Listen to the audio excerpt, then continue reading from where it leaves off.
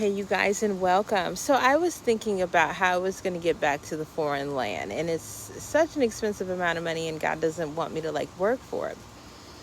And long story short, I was in prayer, and I heard, you're thinking about what's needed, but you haven't been paying attention where glory has been seated.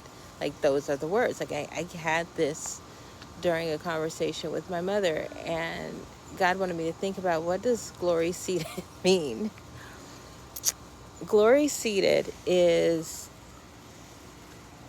God basically asking me to look at where he has already revealed glory. And I went back and I realized I've never paid to get to the foreign land. That hasn't happened.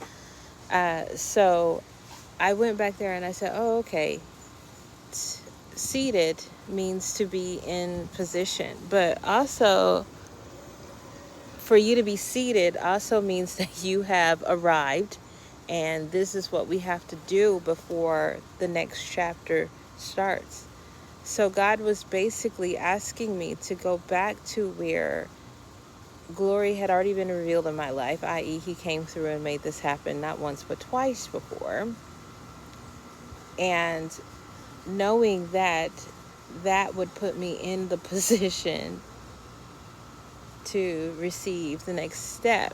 The other thing that he gave me was the Bible verse to go along with this, Romans 8:18. I always told you guys, if he's going to talk to you, he's going to give you a Bible verse that makes sense.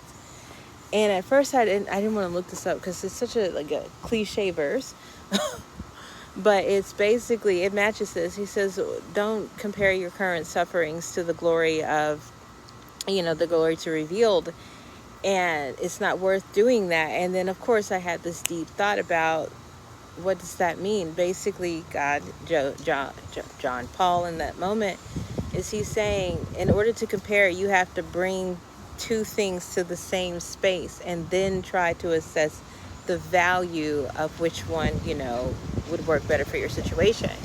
And so God was basically saying, there's no point in bringing the current stresses into the future glory. It's not worth it to do that. And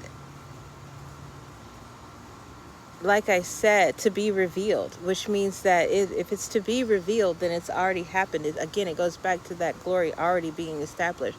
Don't bring your crazy into the future, and the future is every moment of every single day.